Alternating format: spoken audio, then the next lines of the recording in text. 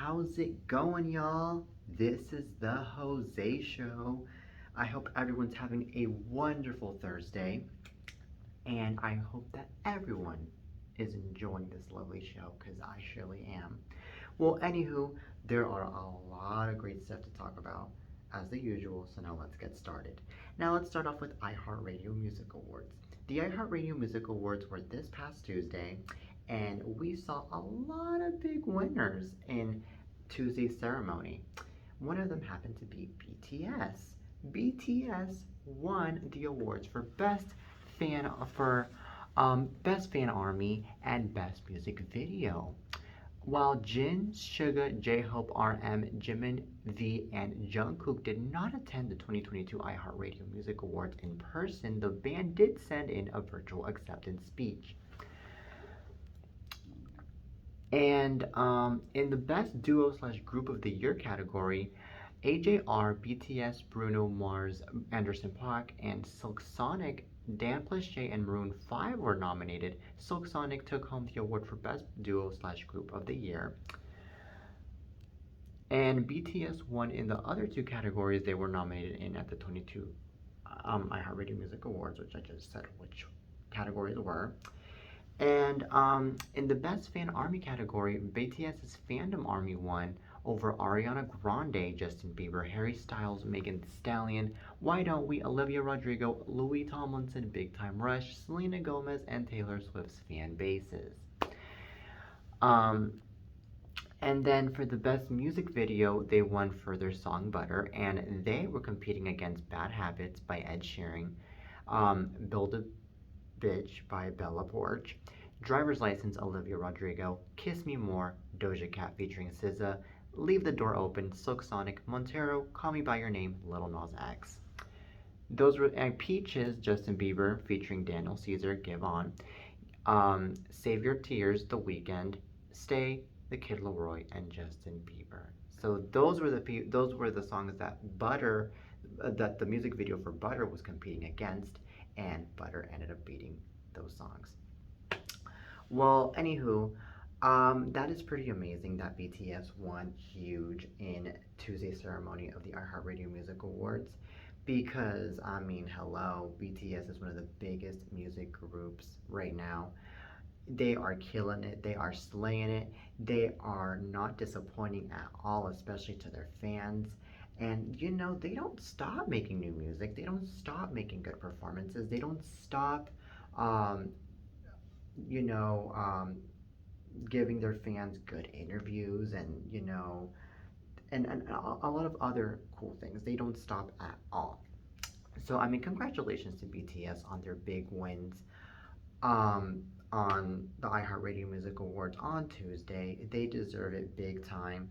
And another thing that I have to say is, to me it did suck that the BTS group did not attend the award show, because it would have been more iconic that the group would have attended the award show, since they are huge, and of course a lot of people at the award show, I'm pretty sure they were expecting and wanting to see them there, especially to accept their award in person. And there's nothing better than to see your favorite group or your favorite artist up there on the stage with their award with an award in their hand. But I mean, it could be understandable though. It's really understandable though as to why they couldn't attend the award show, because I mean, it could have been because maybe they didn't have the time to attend the award show. Maybe they just maybe the award show was just in their schedule, or something that conflicted maybe, which I think is the reason to why they couldn't attend the award show. But anywho, it was highly expected that BTS was gonna win these categories, because BTS's fan army is so good at the voting. They are so good at supporting BTS. They are always there for them.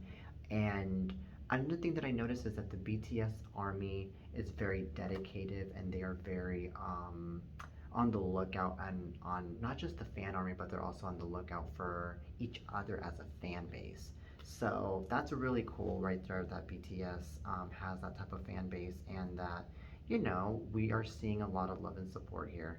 So, anywho, congrats to BTS on their big win on Tuesday night's ceremony of the iHeartRadio Music Awards. Now, from them to now, J-Lo. J-Lo received her iconic award, which is about, of course, her whole entire career of being in the music business. And it was a night to remember just to see J-Lo up there on stage receiving that award at the iHeartRadio Music Awards. And I personally think that J-Lo deserves that award, that she got the Icon Award, because J-Lo has been in the business for over 20 years, and well, in the music business, and she has been killing it throughout all over these 20 years that she's been in the music business. She has given us the most iconic performances, the most iconic songs, the most iconic dance moves, the most iconic wardrobe, especially throughout all of these years that she's been in the business. And then also J Lo, she also, of course, is such a classy woman, and that's literally another one of the good reasons to why she definitely deserves to be, receiving this award. Um, and you know what? I really hope that JLo gets to release new music soon, because I mean that woman definitely makes really, really good music, in my opinion. She's such a great singer. So, anywho, and I mean, not only has she done music, I mean, of course, she's done a lot of acting. Let's also acknowledge that, because of course she's also an actress. And she has done movies like Selena, U Turn, Anaconda, um, you name it. She's in so many movies as well. And of course, recently she was in oh, I forgot the name of the movie. She was recently on in the movie. It was called. I forgot. It was like it was an action movie, and she was in it. And this was not so long ago. It's in my head. I'm trying to remember. The name of the movie was called Hustlers. She was not so long ago on the movie Hustlers, and now she is starring in a movie called The Mother, which is set to premiere this year, which is amazing, by the way. And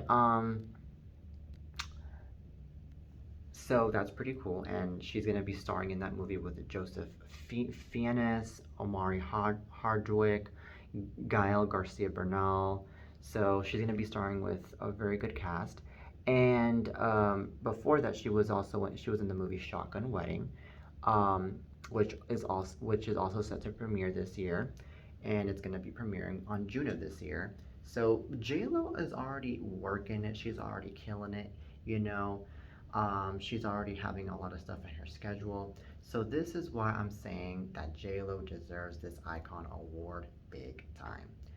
Um, and I feel like JLo was also overdue, by the way, for this award, because I feel like they should have given her this award a long time ago. You know, they should have. They definitely should. Definitely should have given her that award. Um, which, by the way, speaking of J Lo and Ben Affleck not so long ago um, bought a 50 million dollar mansion over in Bel Air, which, by the way, it looks gorgeous. I'm like, wow, these people are so lucky. Um, well, I personally think that that mansion is definitely going to be one of the most iconic mansions of Hollywood, in my opinion, because I mean, yes, I've seen very nice mansions, from the Kardashians to Brittany to Katie, I've seen it all. Especially because I mean, their houses are all over TV and. But anywho, um, but I think J-Lo's house, I think, tops it all. I think J-Lo's new house tops all of the houses that I've seen so far, in my opinion. Just saying. Um, so that's my opinion on that. But anywho, congrats to J-Lo on her iconic iHeartRadio Music Award. Congrats to her. She deserves it big time. Big time. Congrats to you, girl. Alright, so now from J-Lo to now more hot tea, of course. So now let's talk about um Jackie Cruz. Well, Jackie Cruz welcomes twins, and she shared even pictures of her twins, by the way. Well, the Orange is the New Black's Jackie Cruz is a mommy times two. The 35-year-old actress and her husband, Fernando Garcia, are parents to twins.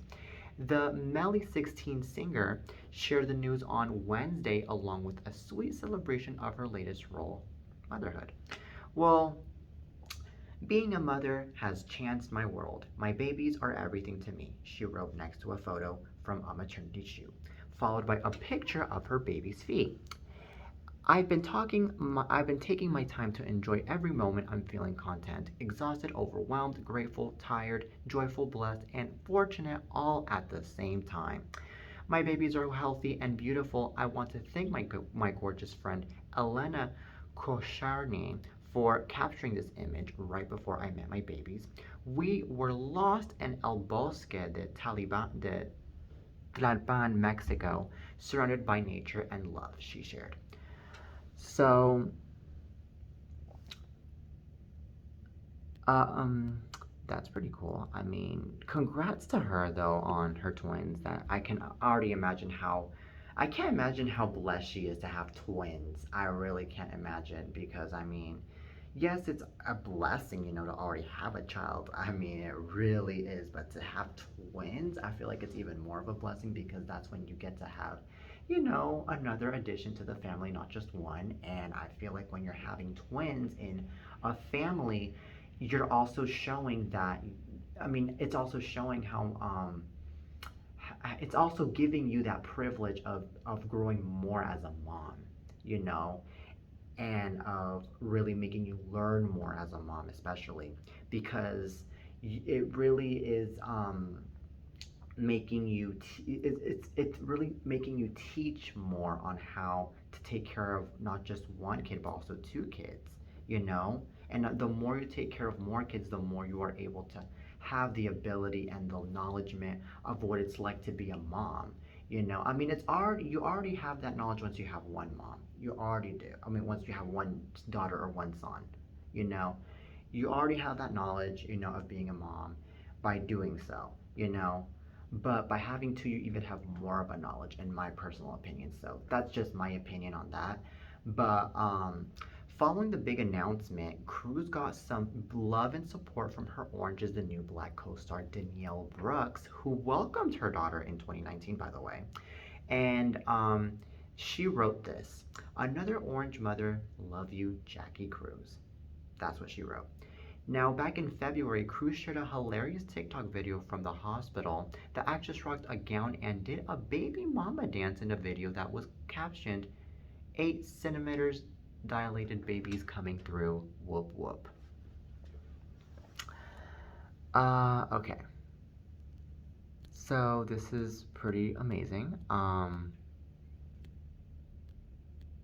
Pretty amazing to see this. So congrats to her. She deserves it. And yeah, that's all I have to say. I mean, congrats to her, congrats to her husband. And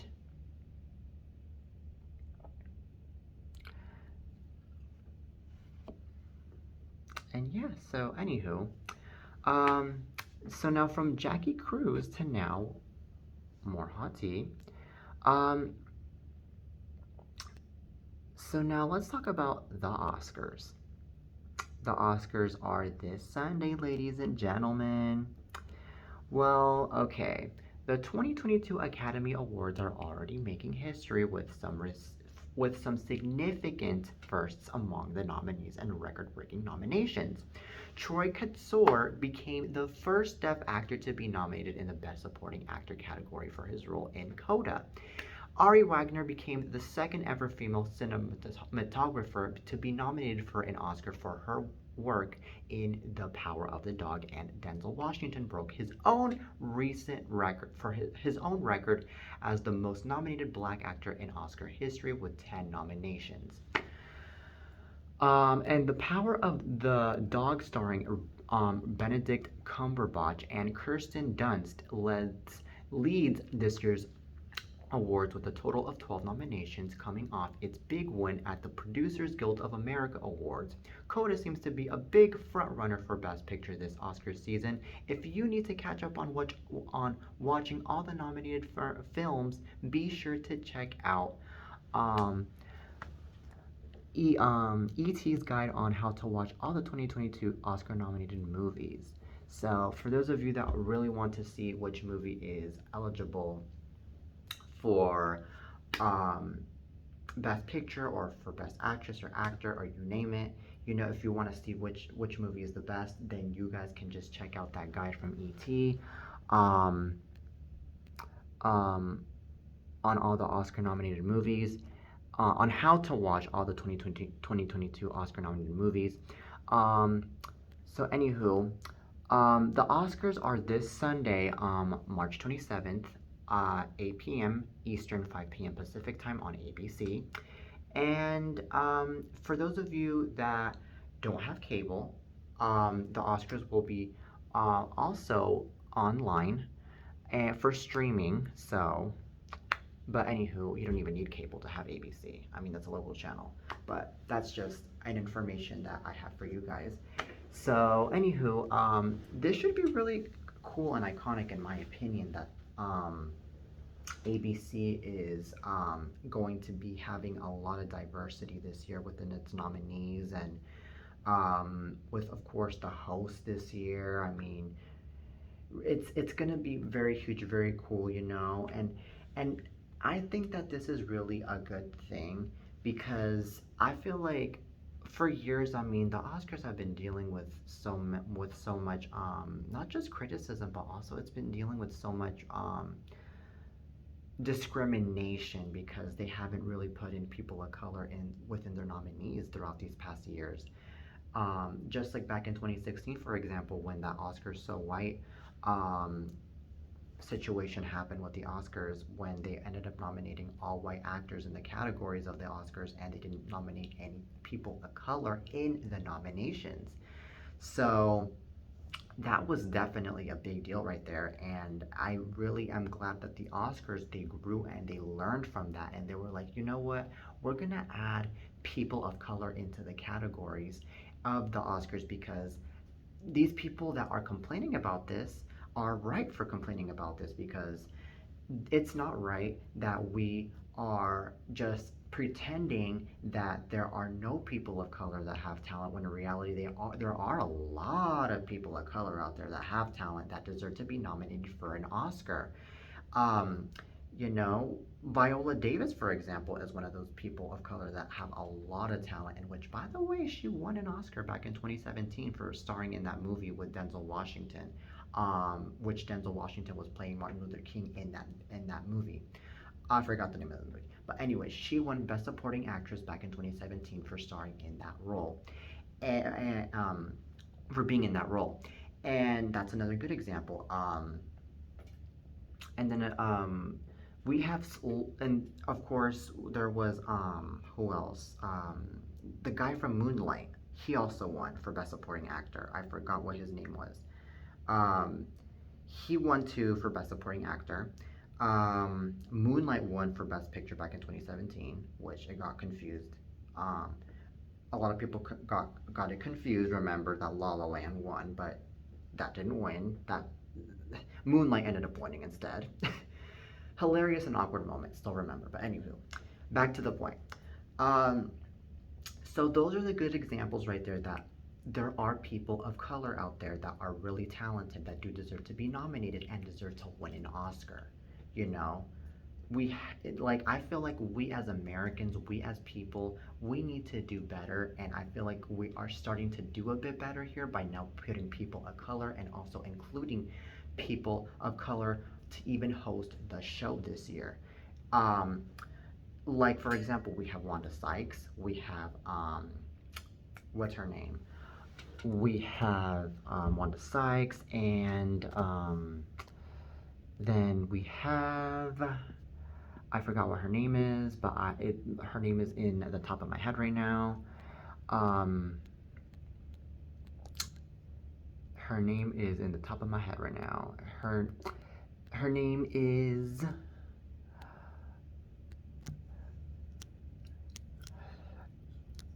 So let me see. Let me see. We have, well, Amy Schumer. It's Amy Schumer, Wanda Sykes, and then Regina Hall. There you go, Regina Hall. So we have three women hosting this year's Oscars. Two of them are women of color. And I think that's just so iconic that now the Oscars are being so inclusive on that as well. Having two women of color hosting the show.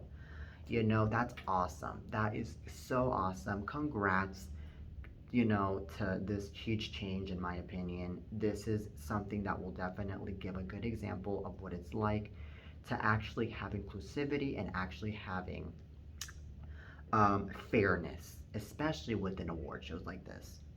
There you go. Which, by the way, Wanda Sykes, Regina, and Amy, they are class acts. They are wonderful. They are hilarious.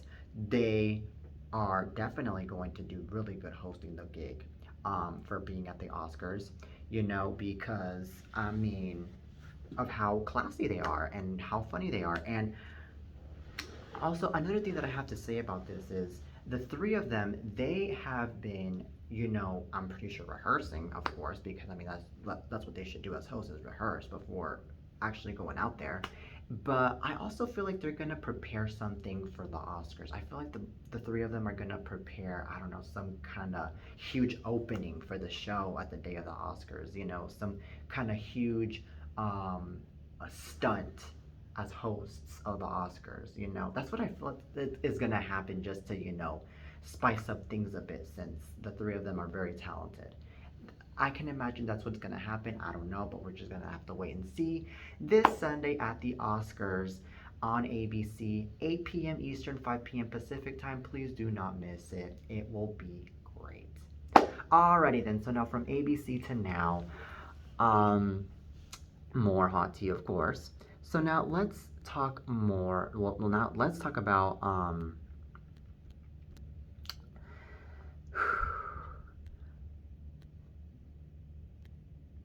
Prince Williams. Okay, so Prince William calls Britain's role in slave trade abhorrent during speech in Jamaica. Well, on Wednesday evening, William and his wife, Kate Middleton, attended a dinner hosted by Governor General of Jamaica, Sir Patrick Allen, at King's House in Jamaica, where he made a landmark speech that acknowledged his country's role in the trafficking of people to the Caribbean and the United States. I strongly agree with my father, the Prince of Wales, who said in Barbados last year that the appalling atrocity of slavery forever stains our history. The Duke of Cambridge said, referencing his dad, Prince Charles, I want to express my profound sorrow. Slavery was abhorrent and it should never have happened. While the pain runs deep, Jamaica continues to forge its future with determination, courage, and fortitude.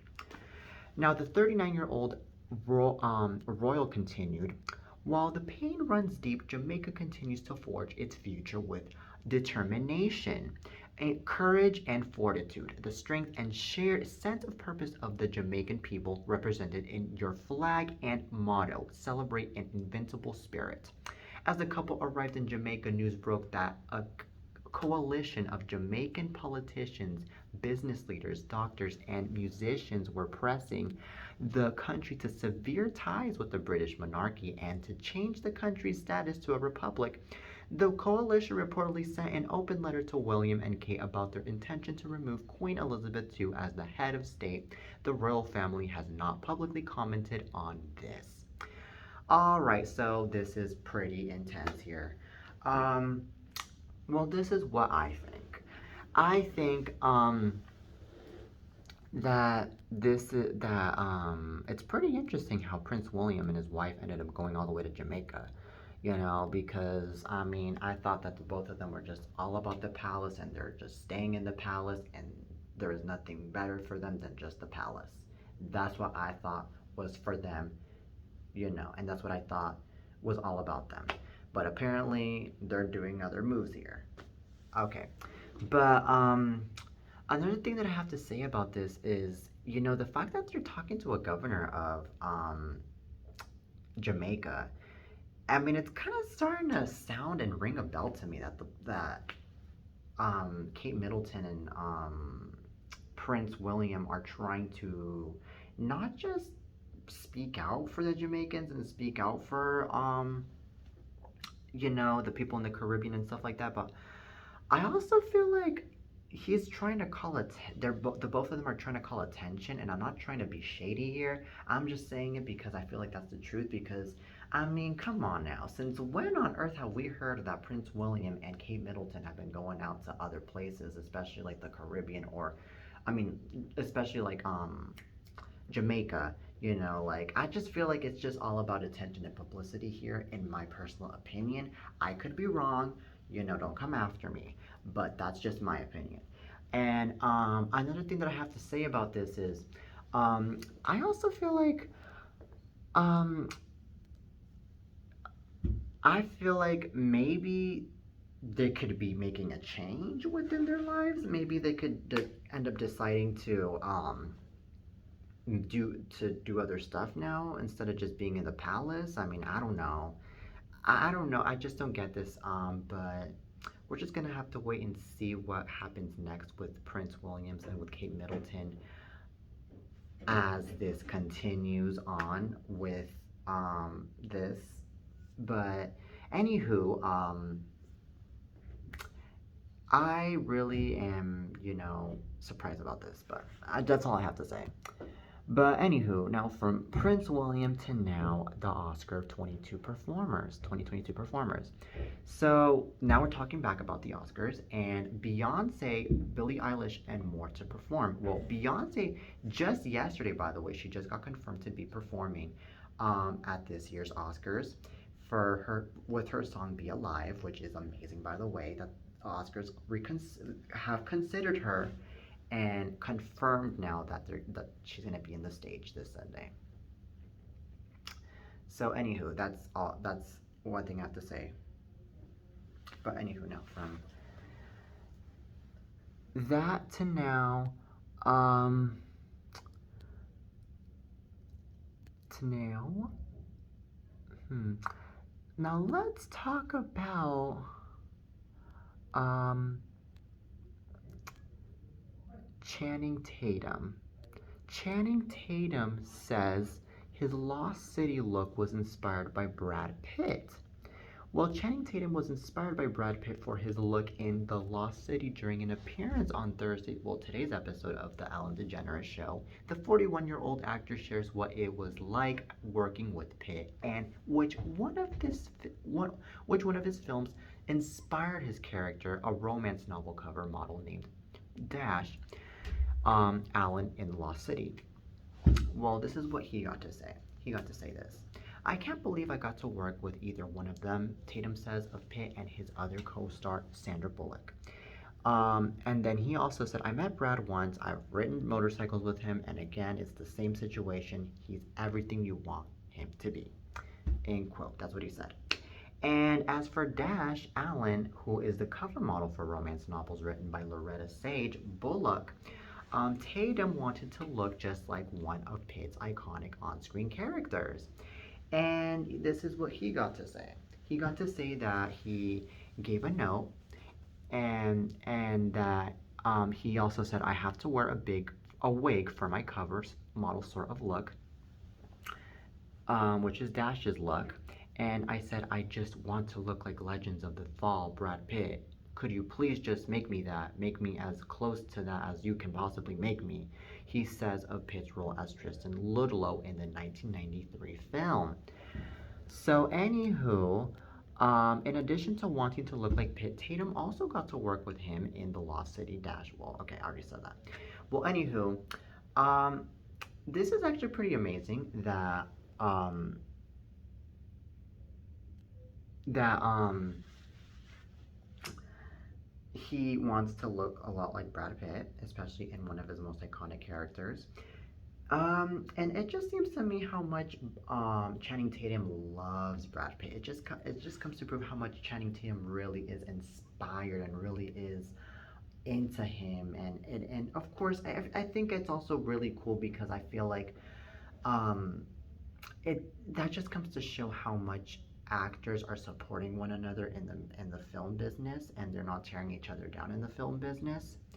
And I feel like there is also a sense of um you know of of of him wanting to, tell Brad Pitt, "Hey Brad Pitt, I love you. You're awesome, and I would love to, work with you even more in the future." That's also like a kind of message that he's also trying to give out here with him wearing the stuff that Brad Pitt would wear. Um, so this is actually pretty cool in my opinion. And then I also think that Channing Tatum, of course, he is also a very iconic actor. It's not just Brad Pitt here. Um, and I feel like this is, pretty amazing how, the how this is going on. This is just so amazing. So, anywho, um,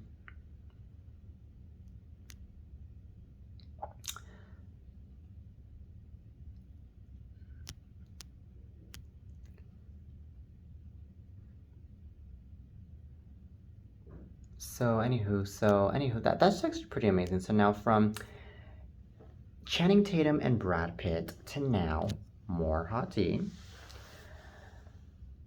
Okay, so now um let's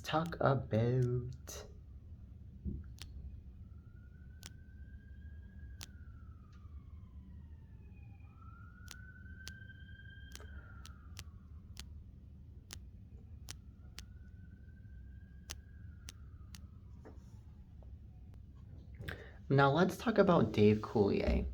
As we all know, Dave Coulier starred in the hit sitcom Full House as Joey Gladstone, and Dave Coulier has recently opened up about his struggles with alcohol for the first time, revealing the accident that led him to cut drinking out of his life. Well, this is what he got to say. He said, "I was drunk, yes, an alcoholic. I've been alcohol free since January 1st of 2020. When I drank, I was the life of the party. I could make people laugh until they fell down," the Full House alum said. Now, he captioned an Instagram photo of his face covered in blood on Thursday, March 24. "In this picture, I was the one who fell down, not because I was playing hockey or doing the things I love. Um, like chopping wood or doing construction, golfing, fishing, or flying airplanes. I was hammered and fell going up some stairs made of stone." And the comedian detailed the ups and downs that came with his reliance on alcohol over the years. And he said, "No one loved having beers with the boys after playing hockey or a round of golf more than me. I was always the final guy in the room." He recalled in the lengthy social media post, "The 8 hours of drinking, laughter, and funny stupidity was followed by 2 days of feeling like a bowl of dog mess. I loved booze, but it didn't love me back." Okay. Well, this is just, in my opinion, a pretty tough topic to talk about because, of course, it's a lot of people out there, not just him, that are going through struggles with alcohol and of course struggles with drugs too. Drug addiction. Um, and I feel like especially with the pandemic going on, I mean, there have been a lot of people out there that have been drinking a lot, that have been doing a lot of drugs because of the depression and the anxiety that these people have been going through, you know. But thank God that Joey Gladstone, that David Coulier, he stopped doing that before the pandemic, because if he would have done that throughout the pandemic, things would have been much worse. That God knows if he would have still been alive right now, you know. So thank God he even stopped before the pandemic. But yet again, what he did was just not good, and thank God he's now sober. But back on board. There have been a lot of people out there that have been struggling so much, especially throughout the pandemic, that there have been a lot of people out there that have died because of the huge struggles that they've had with their addictions throughout the pandemic. And unfortunately, a lot of these people that get so convinced into thinking that drugs and alcohol is really going to help them out with their depression and their anxiety are just a bunch of people out there that just get fully convinced into thinking that that's the only help there is in life, and that's the only help that there should be in life, when in reality the help that these people need to have are by seeing a therapist, seeking a psychologist, or talking to someone, at least a friend or a family member, in order to guide them through their situation and actually help them out. So that's what I feel of for all the people out there that are struggling through these addictions, like, and especially the addiction that Dave Coulier was in. And I also feel like when it comes to drug addiction and alcohol addiction, not only does it kill you, but also it really messes up your mind. It messes up your self-esteem. It messes you up more than it fixes you. Because there are a lot of people out there, especially that end up being homeless because of the drug addictions and the alcohol addictions. You know, it's that bad, you know? It's horrible. It's something that will also make you look bad, you know? And it's just something that unfortunately it happens every day with so many people, especially with so many Americans out there. But help is always out there, you know, for those of you watching and for those of you that are going through addictions like that. Seek help. Don't be shy.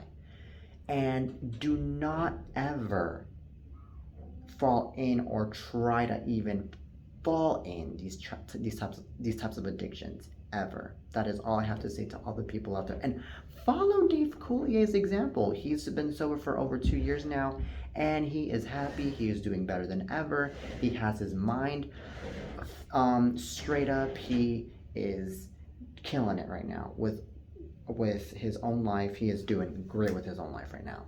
So, and plus, drinking is not a way of being happy, because there's a lot of people out there that think that drinking is a way of being is a good way of making you happy, when in reality it's not a great way of making you happy. It's just a horrible way of making you happy. It's actually making you miserable.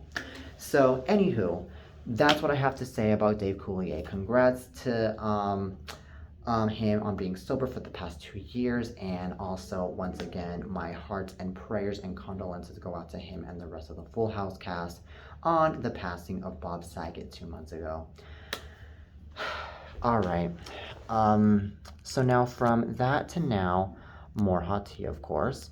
So now let's talk about so now there are a lot of interesting stuff to talk about. So now let's talk about Christina Hack. All right, so Christina Hack gushes over sons Braden and Hudson's bond amid complicated life post-divorce. Well, the sweet siblings, which are Christina Hack's children. Well, Christina Hack, as we all know, she divorced, and now she's a single mom, and, you know, of course, being a single mom is not easy, especially because it's all by yourself raising kids. And this is what she got to say on Instagram today. She got to say, I am so impressed with what an amazing big brother Brayden has become. I'm not just saying it, I really am. He asked to share a room with Hudson, and they have been loving bunk bed life. Well, the Flip or Flop alum who also shares daughter Taylor 11 with Almosa 40 went on to write that while life post-divorce can be very complicated, her love for her children and their love for each other never is. And then Hawk welcomed her eldest two children with the Flipping 101 with Tariq El Moses star ahead of their 2016 split, going on to wed Anstead 42 in December 2018. 9 months after the duo welcomed Hudson, now two in September 2019, their divorce was finalized.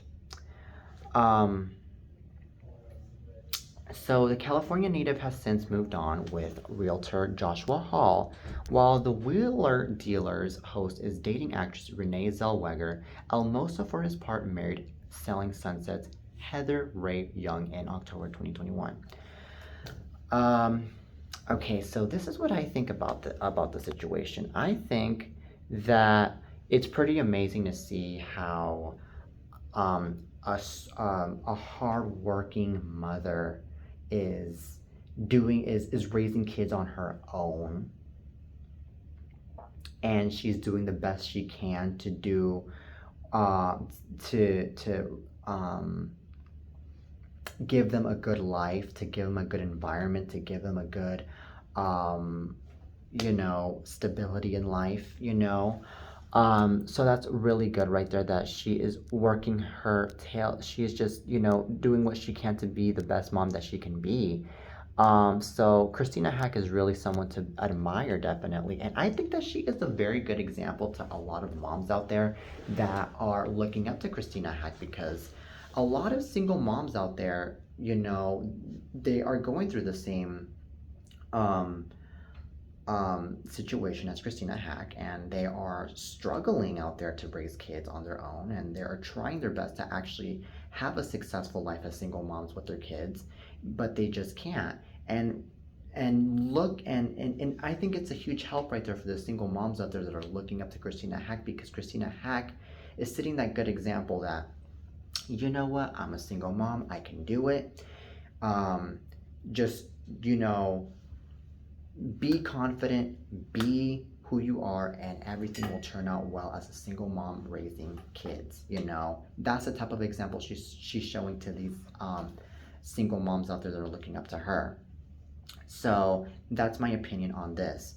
Another thing that I have to say is Christina Hack, she is also giving a very good example on, on also being there for her kids, not just in raising them, but also in being so dedicating towards them, because I feel like as a mom, especially as a single mom, it's also very important to also be dedicating to your own kids, because the more you're dedicating to your own kids, the more your kids are going to love you, and the more your kids are going to learn from you, and they're gonna just be inspired by you, and they're gonna have help from you, especially help, not just with their life, but also with advice, with themselves, like, oh, this is what you should do with dealing with these other people, okay, this is what you should do with these other people, that type of advice I feel like Christina Hack gives to her kids. So she's basically, being a very good mom, and she's trying to be the best mom that she can be. So, I mean, that's really cool. I mean, yes, she's married now to Joshua Hall, but yet again, she's a single mom, because yet again, she didn't have the children with Joshua Hall. She had the children with another man. So, that's why I'm saying she's a single mom regardless. And those kids are her kids, not Joshua Hall's kids, just to put that out there. So Anywho,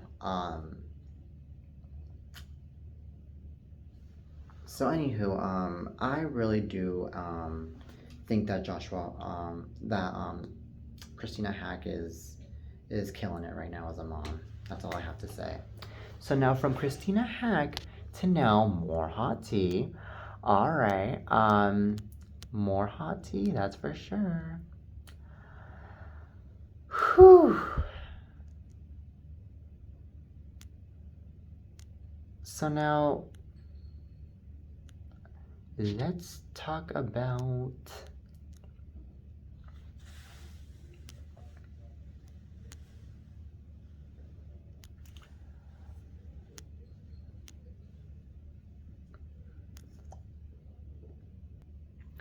okay, so now let's talk about Dr. Mehmet Oz and Herschel Walker, who happen to be in council, and they've been working for Trump before um, Biden got into office. Well, anywho, Biden asks Herschel Walker and Mehmet Oz to quit council or be ousted. Well, President Biden has asked Republican Senate candidates Herschel Walker and Dr. Mehmet Oz to quit their positions on the presidential council or be removed.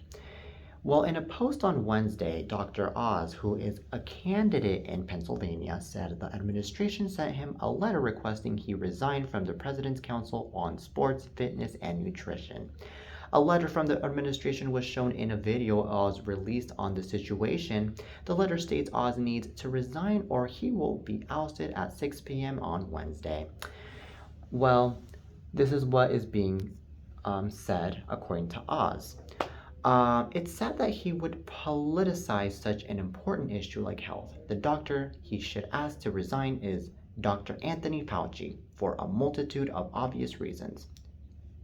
And then he went on and said that the government's top infectious he said that well,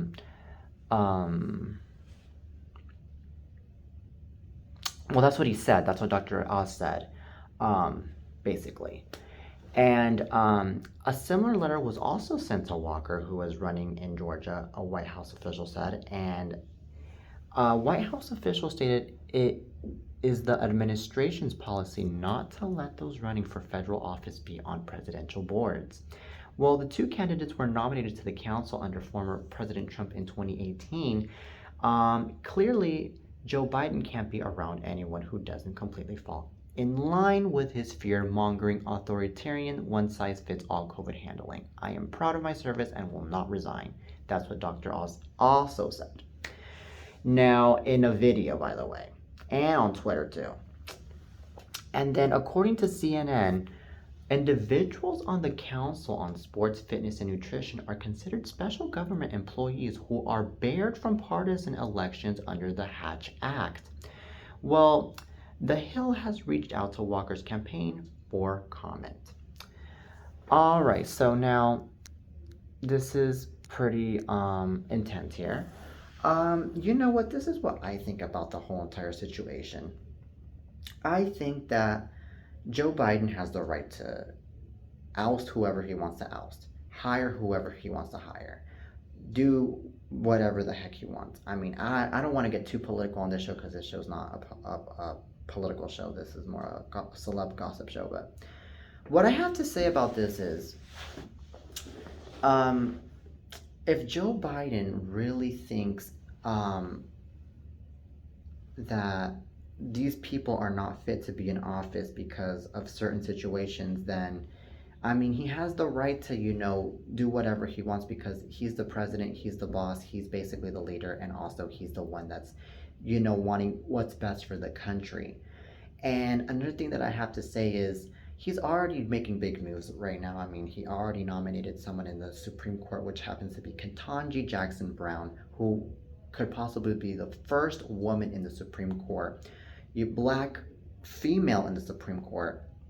So that's already making history right there, So Joe Biden's already making big moves right now, and I feel like Joe Biden is also, he's not trying to wreck the country like other people are saying, but in my opinion, he's just doing what he can, and that's all I have to say. And another thing that I have to say is he's a way better president than Trump was. Trump was a disaster. Just saying. He ruined our country a lot. Don't want to get further with that topic because this is not a political show.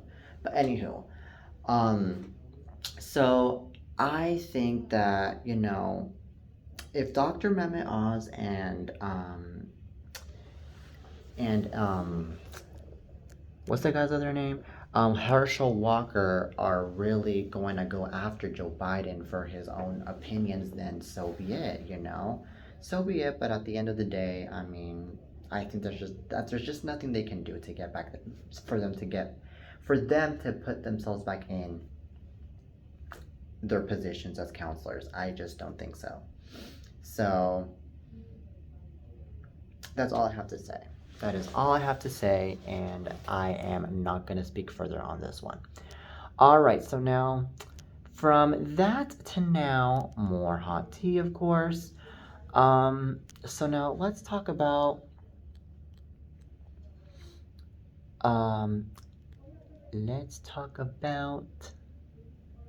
Halo.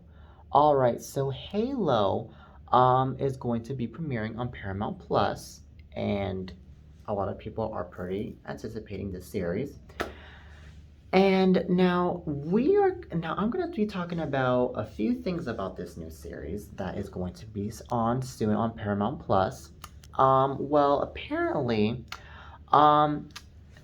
this show is adapted from the iconic Xbox video game franchise Halo and is the anticipated live-action science fiction saga, which will be on Paramount Plus soon. And it's going to be coming on today, actually, March 24.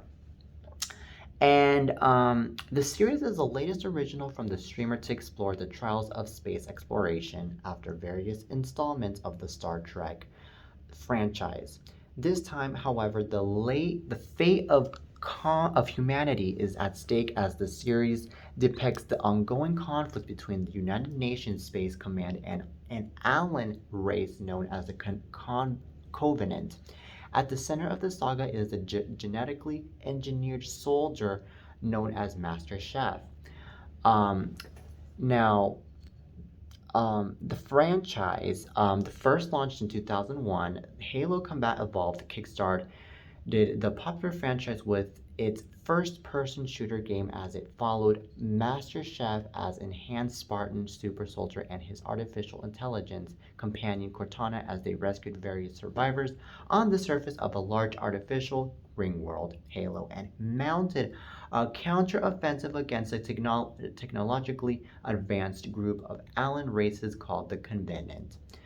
Well, after the acclaim received by the first game, the second installment, Halo 2, was an instant success, laying the groundwork for future sequels to come. In total, there are 12 follow-ups, with some a direct sequel to the first game and following that timeline, while others are set before or after the original trilogy. Now, according to many in the industry, the franchise reinvented how people think about video games, which has grown into a global phenomenon, having sold more than 82 million copies worldwide and grossing more than $6 billion in lifetime total sales revenue. In addition to the series adaptation, Halo has spawned comic books, novels, and various web series.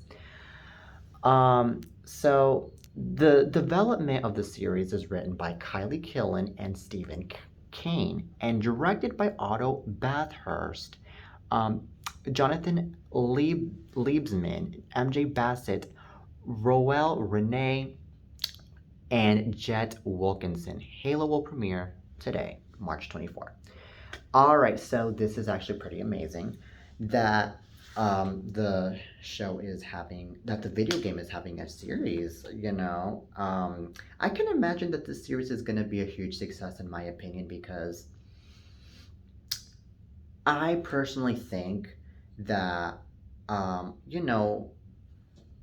to turn a video game into a series, that's already making it interesting, because it's already bringing it into like an action movie. Like, oh my god, like now we're seeing a lot of this in a movie. We're seeing what we used to play, but now in a movie, and this is, like, just amazing. It'll be like that kind of feeling for a lot of people out there, especially that have played this game.